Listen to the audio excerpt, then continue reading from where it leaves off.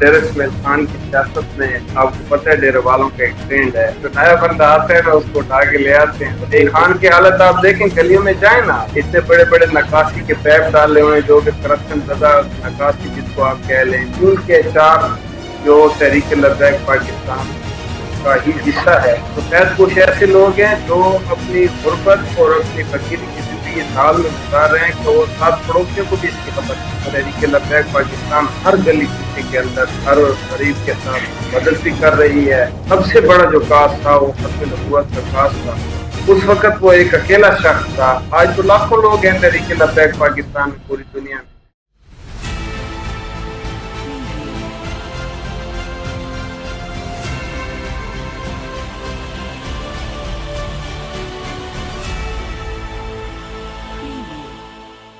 السلام علیکم ناظرین، انصاف ویب ٹی وی کے ساتھ میں ہوں آپ کا میزبان محمد بن خالد۔ ناظرین، انصاف ویب ٹی وی کے پیج میں ایک مرتبہ پھر خوش آمدید کہتے ہیں، اور آج ہمارے ساتھ ڈیر اسماعیل خان کے ایک سیاسی اور مذہبی شخصیت، اور یہ وہ شخصیت ہے جو کہ ڈیر اسماعیل خان میں سیاسی گھرانے سے بھی تعلق ہے، اور ساتھ ہی اس کے علاوہ سماجی کاموں میں بھی کافی زیادہ ایکٹیو نظر آتے ہیں۔ انیس رضا قادری ہمارے ساتھ موجود ہے۔ تحریک لبیک پاکستان سے ان کا تعلق ہے۔ گفتگو کا سلسلہ ہم اسٹارٹ کرتے ہیں انیس بھائی سے۔ السلام علیکم انیس بھائی، سب سے پہلے تو خوش آمدید۔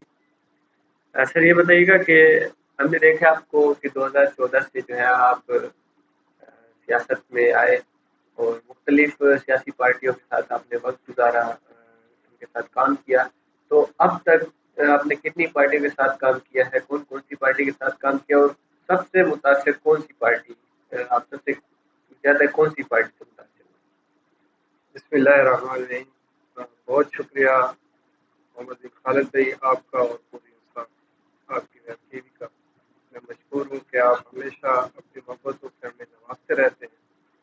آپ نے سوال کیا، اس کا میں جواب آپ کو یوں دینا چاہوں گا کہ الحمدللہ رب العالمین 2014 سے لے کر اب تک ڈیر اسماعیل خان میں ہم مختلف سیاسی جماعتوں کے ساتھ جو عوام کی خدمت کر سکتے تھے اور جس حد تک کر سکتے تھے وہ الحمدللہ سب لوگوں کے سامنے ہے۔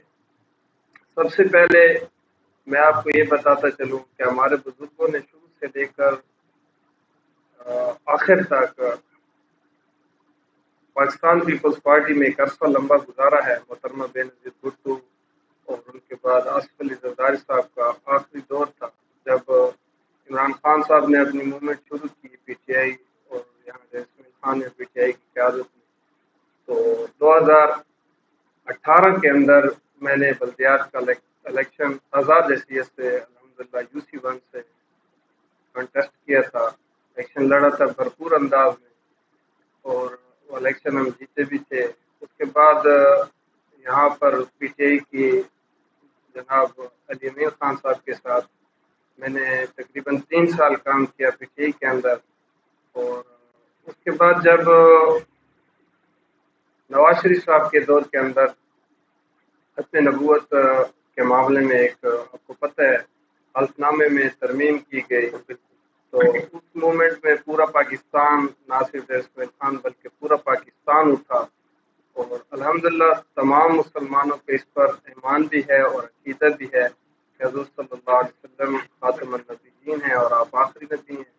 تو اس لحاظ سے دل کے اندر ایک بات اور ملامت بہت ہوتی تھی کہ ہم سیاست سے بالا تر ہو کر جب اس چیز کے بارے میں سوچیں گے، کیونکہ سب سے پہلے ہمارا دین ہے، اس کے بعد سیاست ہے، ٹھیک ہے۔ تو اس لحاظ سے جب حضرت امیر المجاہدین علامہ قادری حسین رضوی رحمۃ اللہ تعالی علیہ نے اس موومنٹ کو شروع کیا اور غازی ممتاز حسین قادری رحمۃ اللہ تعالی علیہ کی تحریک رہائی وجود میں آئی، تو اس وقت سے الحمدللہ ہم علامہ قادری حسین رضوی صاحب سے وابستہ ہو گئے، اور اب تک الحمدللہ تحریک لبیک پاکستان عروج و زوال کے دور گزارنے کے بعد بھی الحمدللہ ہماری رفاقتیں اور وابستگیاں تحریک لبیک پاکستان کے ساتھ ہی ہیں۔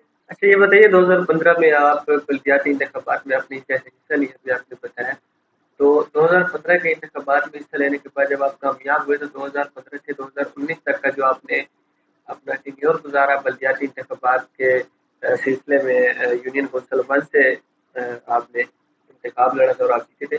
تو یونین کونسل ون کی عوام اور اہل علاقہ کے لیے کیا خدمت سر انجام دی آپ لوگوں نے اس وقت؟ جی محمد بن خالد بھائی، اس لحاظ سے اگر دیکھا جائے تو 2015 سے 2017 تک غالباً میں پی ٹی آئی کے ساتھ رہا ہوں، اور آزاد حیثیت سے میں نے الیکشن لڑا تھا، اور اس کے بعد میں نے پارٹی میں شمولیت کی تھی. تو 2015 سے 2017 تک الحمدللہ ہم نے عوام کے لیے، اپنے اہل علاقہ کے لیے جو کر سکتے تھے اپنے محدود وسائل میں. آپ کو پتہ ہے کہ ایک جنرل کونسل کی کیا حیثیت ہوتی ہے اور اس کا کیا فنڈ ہوتا ہے، لیکن ہم نے کبھی جنرل کونسلر ہونے پر کبھی یہ نہیں کیا کہ ہم جنرل کونسلر ہیں اور علاقے کے ممبر ہیں، بلکہ ہم نے بڑی ہی فقیری کی زندگی سے الحمدللہ بہت بڑے بڑے کام کیا. آپ میرے حلقے میں جا کر دیکھیں کہ میرے اس الیکشن کے بعد اب تک جو میں نے گلیاں بنائی تھیں اپنے کونسلر کے دور میں، تو آج تک ان گلیوں کو دوبارہ ان پر کام نہیں کیا گیا. ٹھیک ہے، اس کی سب سے بڑی وجہ یہ ہے کہ جب کوئی سیاست کے میدان میں آتے اور سیاست میں خدمت کا جذبہ لے کر آتے تو اس میں عوام کے کام بھی ہوتے ہیں، عوام کا کام نکلتا بھی ہے. الحمدللہ ہم تھانے سے لے کر کچہری تک، اور کچہری سے لے کر ہسپتال تک، اور ہسپتال سے لے کر میت تک اپنے ووٹر کے ساتھ ہوتے ہیں، اپنے علاقے کے لوگوں کے ساتھ ہوتے ہیں. تو ان کی محبتیں ہمارے ساتھ ہیں، اور آگے بھی انشاءاللہ ہم عوام کی خدمت میں بڑھ چڑھ کر حصہ لیتے ہیں. سر یہ بتائیے گا کہ 1975 سے ہم نے جو ہمیں تک معلومات ہے 1975 سے آپ کی فیملی جو ہے ٹرانسپورٹ سے وابستہ ہے. اس کے بعد آپ کے جو فیملی کے بزرگ تھے وہ ذوالفقار علی بھٹو کے ساتھ پاکستان پیپلز پارٹی میں ان کے ساتھ تھے، اور آصف علی زرداری تک جو ہے وہ پیپل پارٹی کے ساتھ ہی رہے. تو 2014-15 میں جب آپ لوگ پی ٹی آئی میں شمولیت کی تو اس وقت تو صوبائی حکومت میں صوبے خان کی حکومت میں تھی، آپ نے شمولیت کی. اس کے بعد آپ لوگوں نے جب پی ٹی آئی اقتدار میں آئی اور علی امین خان منسٹر بنے تو آپ نے علی امین خان کو کوئٹ کیا اور تحریک لبیک جوائن کی. تو علی امین گنڈاپور کو چھوڑنے کی اصل وجہ کیا تھی؟ جی، اس میں دو باتیں. ہمارے بزرگ جو تھے وہ پیپلز پارٹی کے ساتھ تھے، بلکہ پورا خاندان پاکستان پیپلز پارٹی کے ساتھ رہا ہے زرداری صاحب کے دور تک. اس کے بعد جب ہم نے شمولیت باقاعدہ علی امین خان صاحب کے ساتھ کی تو صرف اس وجہ سے کی کہ علی امین خان صاحب جے خان کے لیے ایک سلوگن لے کر آئے تھے کہ میں جے خان کو چینج کروں گا، جے خان کے عوام کی خدمت کروں گا، جے خان کے لیے میگا پروجیکٹس لے کر آؤں گا. تو اس نعرے کی بنیاد پر، نئے پاکستان کے نعرے کی بنیاد پر میں نے جب قدم رکھا تو میرے فیملی کے بزرگوں نے میری مزید ہیلپ کرتے ہوئے اور میری اس موومنٹ کو دیکھتے ہوئے انہوں نے بھی پاکستان پیپلز پارٹی سے اپنا ناطہ توڑ کر پاکستان تحریک انصاف کے ساتھ اپنا ناطہ جوڑ لیا تھا.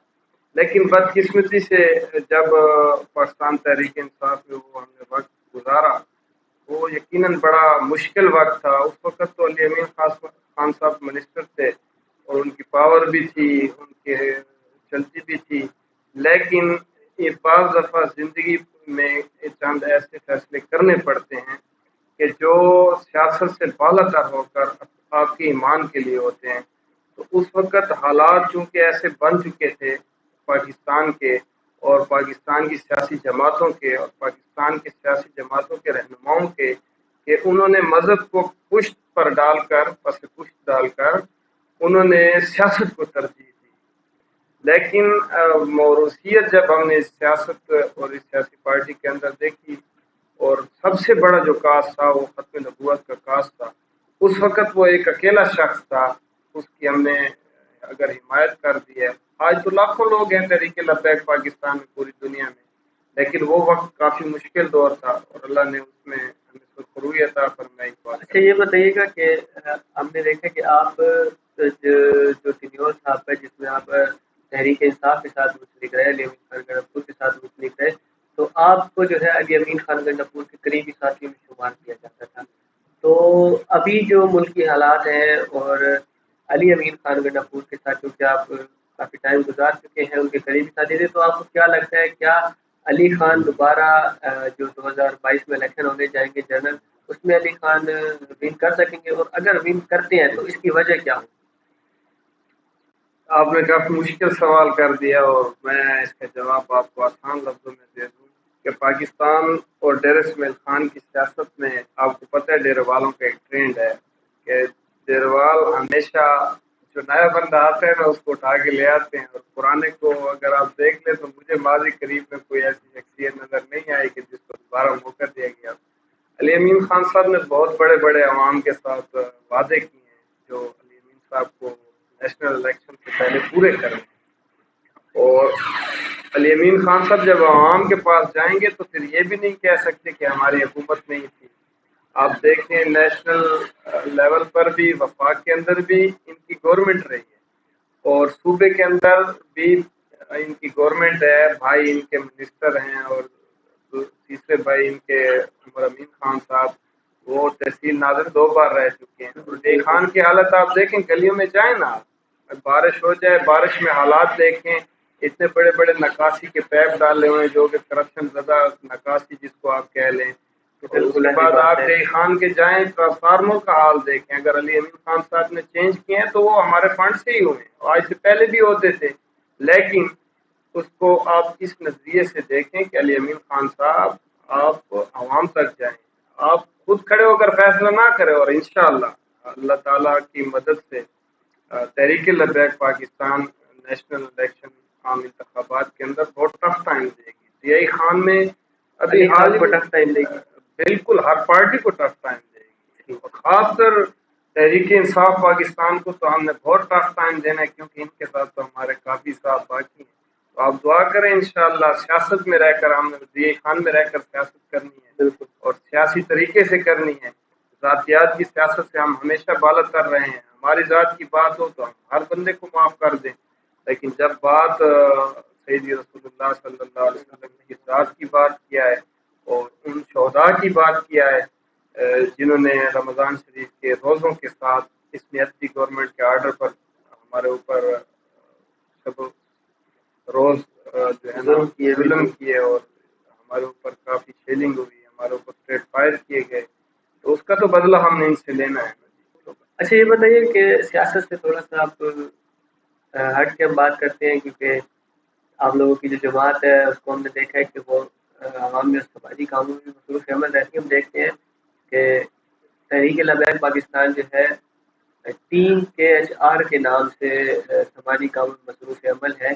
تو یہ بتائیے کہ ٹیم کے ایچ آر کیا ہے، اس کا مطلب کیا ہے اور یہ ہے کیا، اور کن افراد پر مشتمل ہے یہ ٹیم؟ جی الحمدللہ، جہاں تحریک لبیک پاکستان مذہبی سرگرمیاں اپنی جاری و ساری رکھے ہوئے ہیں، وہاں ساتھ ساتھ سیاست میں بھی کام کر رہی ہے.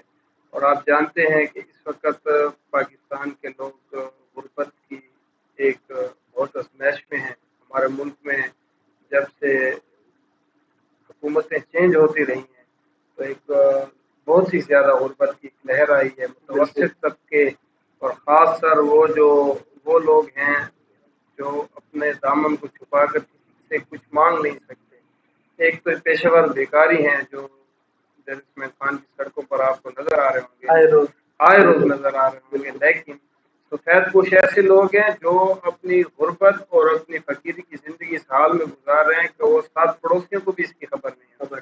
تو تحریک لبیک کے قائد قبلہ امیر المجاہدین علامہ خادم حسین رضوی رحمۃ اللہ تعالی علیہ نے ہمیں یہی سکھایا ہے کہ آپ کے پاس حکومت ہو، آپ کے پاس وزارت ہو یا نہ ہو، آپ کے پاس کوئی اقتدار ہو یا نہ ہو، آپ نے عوام کی فلاح کے لیے، عوام کی بہتری کے لیے اور عوام کی ہر خدمت اور ہر کام کو آسان طریقے سے کرنے کے لیے آپ نے ہر موقع پر ان سے تعاون کرنا ہے. ٹیم کے چار جو تحریک لبیک پاکستان کا ہی حصہ ہے، اور کے چار کا مطلب خادم حسین رضوی ہی ہے، اور ہم اس کو اس طرح ٹیم کے چار کا نام دے رہے ہیں کہ خادم حسین رضوی صاحب رحمۃ اللہ علیہ کے وہ نظریات ہیں جن کو لے کر ہم چل رہے ہیں کہ ہم مظلوم کی حمایت کریں گے اور ظالم کی مخالفت کریں گے. ہم مظلوم کا ساتھ دیں گے اور ظالم کو ہمیشہ اس کا مقابلہ کریں گے. یہ بتائیے گا کہ ٹیم کے ایچ آر کے زیر اہتمام کون کون سے کام سر انجام دیے جا چکے ہیں اور مستقبل میں کون کون سے کام سر انجام دیے جا رہے ہیں؟ سر ٹیم کے چار اس وقت بیمار قسم کے جو لوگ ہیں اور جو دوائی نہیں لے سکتے وہ ان کو ہم دوائی کی مد میں مختلف ٹیبلٹس ہو گئے دوائی پرووائڈ کرتے ہیں. اور ساتھ ہی ساتھ ایجوکیشنل پلان ہم اس پر کام کر رہے ہیں. جو طلباء ہیں مدارس کے ہیں یا وہ اسکول کالجز کے ہیں پڑھائی کر رہے ہیں لیکن ان کے پاس فیسلٹی نہیں ہے پڑھنے کی بکس لینے کی یونیفارم لینے کی, تو ہم کوشش کر رہے ہیں کہ ان کو بکس کی مد میں اور اسکول یونیفارم کی مد میں ہم ہیلپ کر لیتے ہیں. اور یہ ڈونرز کے طریقے سے ہوتا ہے. ہم کبھی براہ راست ان کاموں میں نہیں آئے آگے والوں سے. ہم نے یہ نہیں کہا کہ آپ ہمیں پیسے دے دیں ہم آگے والے کی مدد کر رہے ہیں, بلکہ ہم براہ راست ہی ڈونرز کو شفٹ کرتے ہیں. جو کیس بھی ہمارے پاس آتا ہے ہم اپنے لنکس کے ذریعے سے تعاون کروا کے ان کی مالی مدد کرتے ہیں. اور انشاءاللہ مستقبل میں ہم اللہ کی مدد سے اللہ نے چاہا تو ہم انشاءاللہ مزید اس کو بہتری کی طرف لے جائیں گے. اور بہت سارے ایسے پروجیکٹس ہیں جو پڑے ہیں جن کو ہم نے آن کرنا ہے اور عوام کے اندر انشاءاللہ اس پہ کام کرنا ہے. زندگی رہی تو ساتھ ساتھ چلتے رہیں گے اور پروجیکٹس کی مد میں بھی انشاءاللہ آپ کو باخبر رکھتے رہیں گے.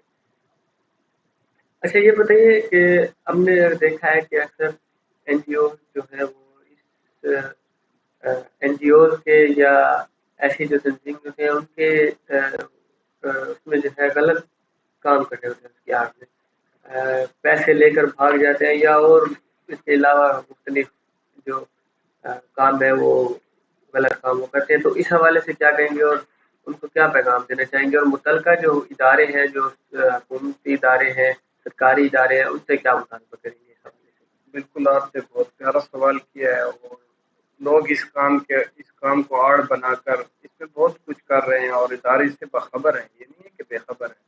آپ یاد رکھیں آپ جتنی بھی موومنٹ کرتے ہیں اداروں کے نوٹس میں ہوتی ہے اور یہ پاکستان ہے پاکستان کے اندر ادارے فعال ہیں.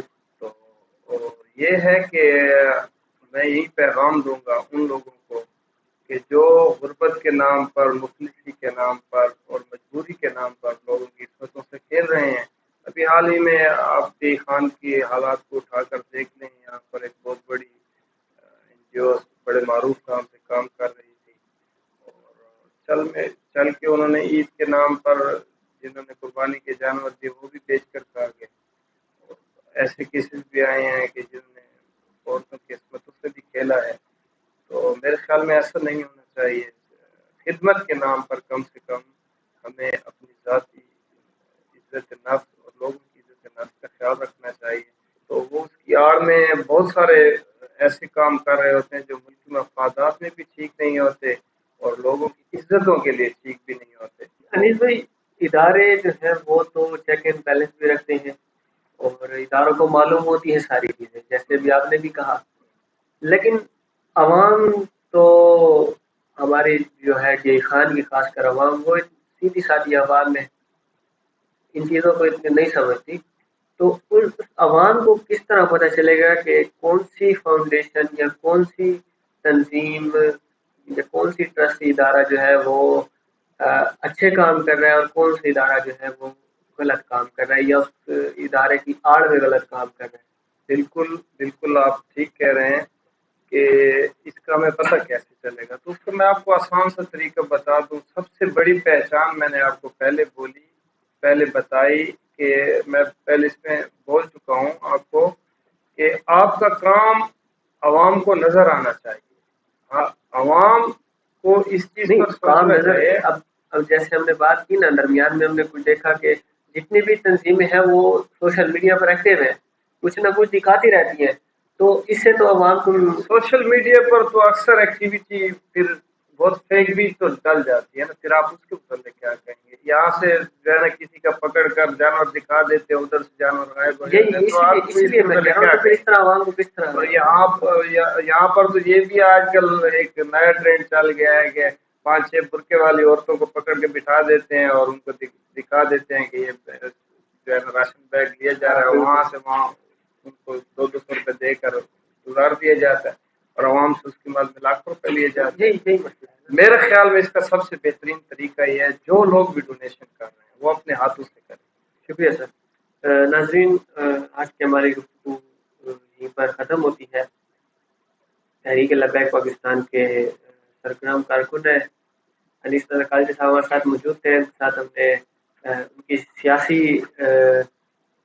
سیاست کے حوالے سے اور موجودہ سیاست کے حوالے سے اور ساتھ ہی جو تحریک لبیک پاکستان پورے ملک میں جو فلاحی کام کر رہی ہے اس حوالے سے ہم نے گفتگو کی. فی الحال کے لیے اتنی. ناظرین ہمیں اجازت دیجیے. نیکسٹ پروگرام میں نئے مہمان کے ساتھ آپ کے سامنے حاضر ہوں گے. اللہ حافظ.